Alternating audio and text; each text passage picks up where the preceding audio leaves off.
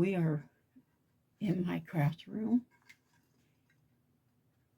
again today, and the reason why is because I'm going to turn this tumbler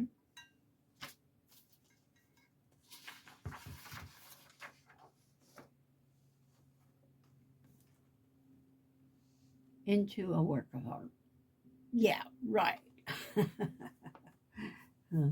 Anyway, my friend asked me to make a tumbler for her. So what you do is you print out your image and put it backwards. You see it forward, but it's backwards, believe me. And then you put the print side against the tumbler.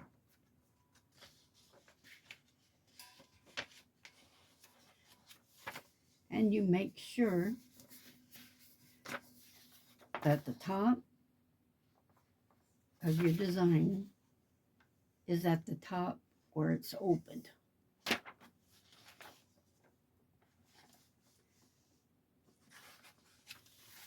Now, I've only been doing this for a little while. My niece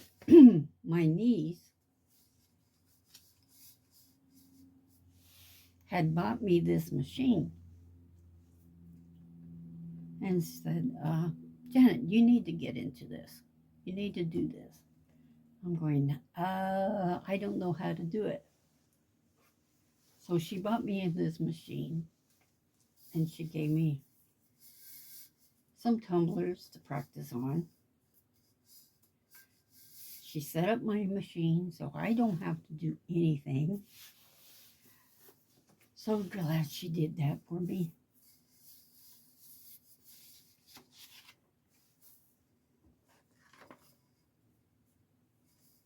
And my first attempt at making a tumbler, I put the design on upside down, where the top was at the bottom of the tumbler. So now it's in the hall of shame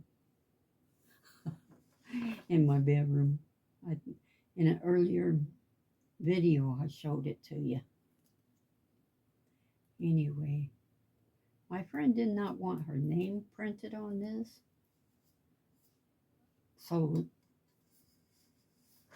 because I think she was going to give it to her daughter who goes to bingo with her, but I'm not sure. She gave me a long list of names, and I don't know who this is going to be for. I'm assuming it's going to be for her, though. I guess she just wanted to be able to give it away if she wanted to. And that meant not putting her name on it. Whatever, I don't care. She's a good friend. Now what I'm doing is getting some heat resistant tape. Now it has to be heat resistant tape. And you can buy it at a craft store, I believe. But this one I got off of Amazon. I ordered the wide, this wide. And my machine came with some tape, but they were really, really skinny.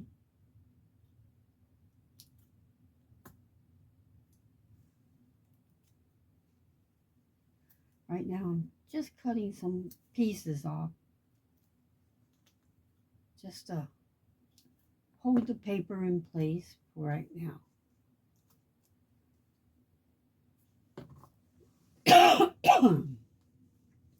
I got a bit of a Charlie horse again. It just doesn't want to go away. Anyway, okay. What you want to do is you smooth the paper. Now this one overlaps, which is good for me because it doesn't, my design right here ends right before that edge so that it doesn't cut off my lettering. But if, say this was short, or rather this side was short, then you would put, if you wanted to cover that strip up, you would cut some paper to fit that to hide it. Go over like that. Or you can just leave it like that. But it just means more tape.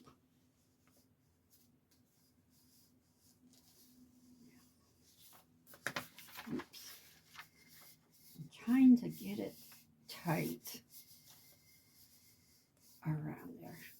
As tight as I can. Hold it down. Make sure the top is where I want it. Yeah, okay. Here's one tape.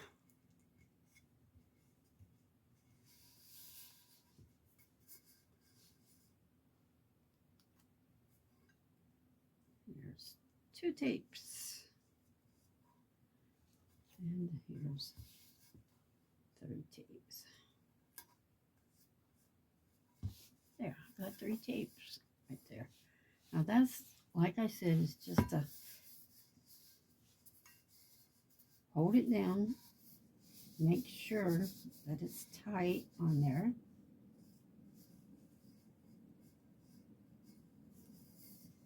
Because you don't want streaks to come. Okay.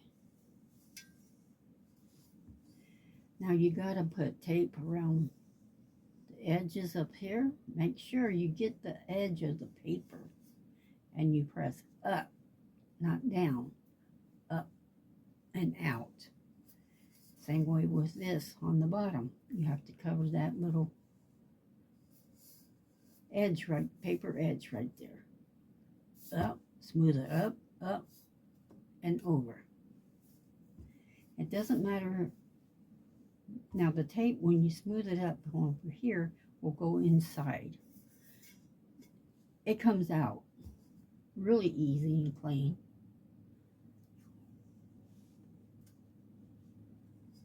So, and you do about, try to do is about halfway. Now if this tape was thicker, it would be even better. But since it's not, hope you can see what I'm doing. I'll put my hand down there. And go slow, go slow, go slow. I found this to be a better way for me instead of cutting pieces out. Because it is time consuming, cutting all those little pieces. Okay, I'm smoothing it along the edge right here. Make sure the tape is on there. And I'm just going to smooth it up and over. Up and over. Try to get it as tight as you can. Up and over. Up and over. All the way around.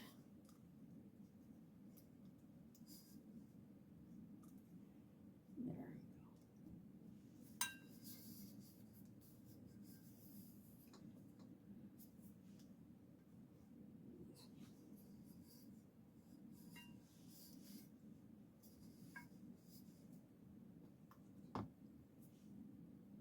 Same for the bottom.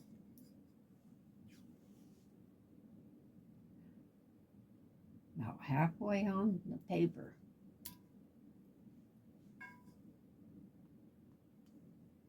It has to be airtight.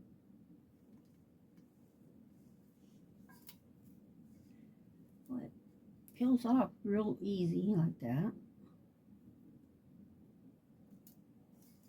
Now this is not going around easy like the first time. I don't know why.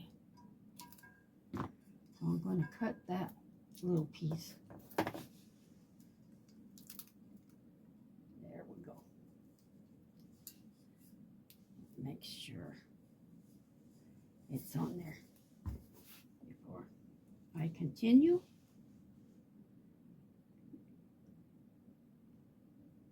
I'm going to overlap that tape right there. There we go. Now I'm holding it taut and turning. Hold it tight. Spin. Hold it tight to the end. Get the scissors. Cut.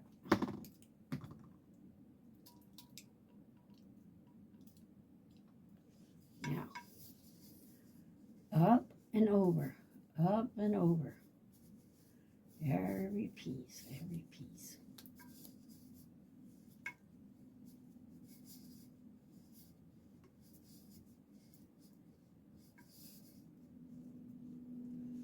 Okay, good. Now, since this is an overlap, you don't have to put a tape there. But if there was no overlap, then you have to put the tape.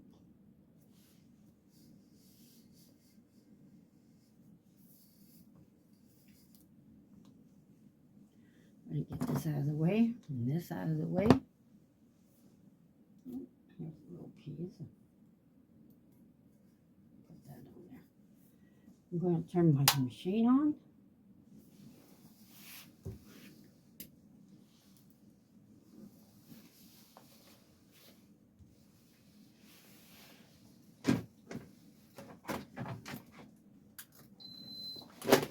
There.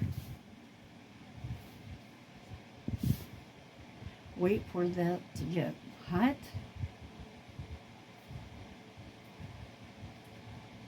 It's not going to take too long to get hot. It's in. Now, right now, it's climbing. The temperature is climbing. See, the temperature is 130, 140. Now, once it gets to the top of its timer, the heat timer, it will signal that it's time to put the tumbler in it.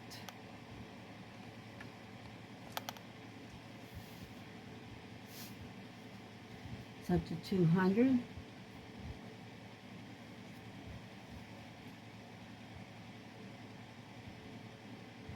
I think my niece set it for 380.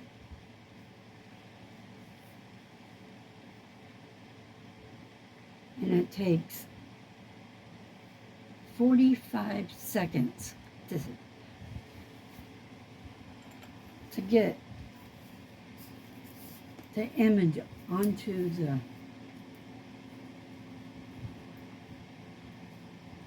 the tumbler here.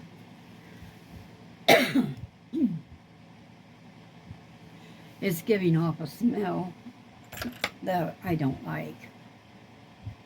That's the only drawback on this. It does have a smell when it's heating up.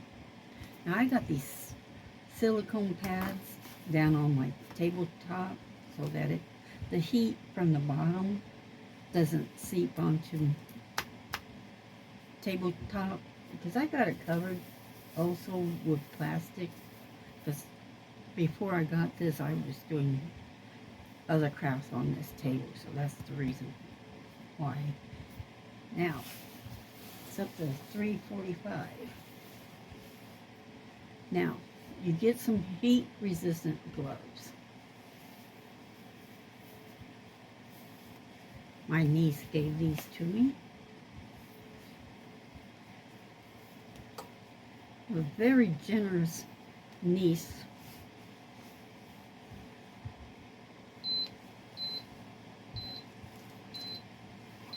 Okay, it is 380. And it's waiting for me to open the door. Here's another pair of gloves that she told me to get. I don't think you need to put gloves on when you first put the tumbler into the machine, but I don't want to take a chance of getting burned.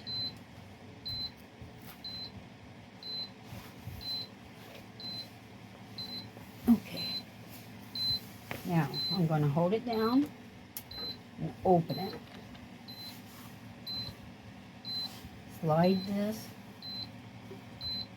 in through the side, and the edging on the sides with the tape is up.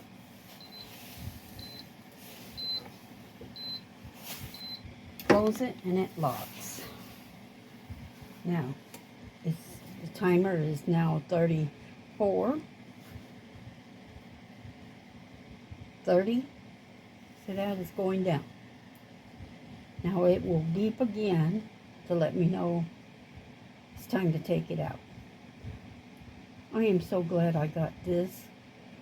It's a newer model than my niece's. She had to take hers out at 30 seconds, flip it, and put it back in for another 30 seconds. This one it's done. I don't have to do anything other than take it out. Sorry about that. All that shaking. This is where you needed the gloves. This is hot. I leave it open when I'm not going to use it again, and I turn it off because I'm not going to use it again. Otherwise, I just keep it on. But like I said, I don't like that smell. So this has to cool down for a good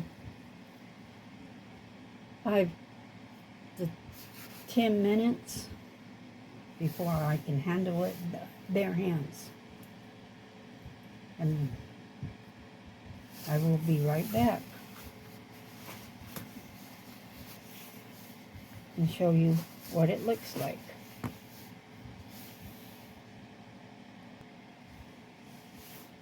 Now this is what it'll look like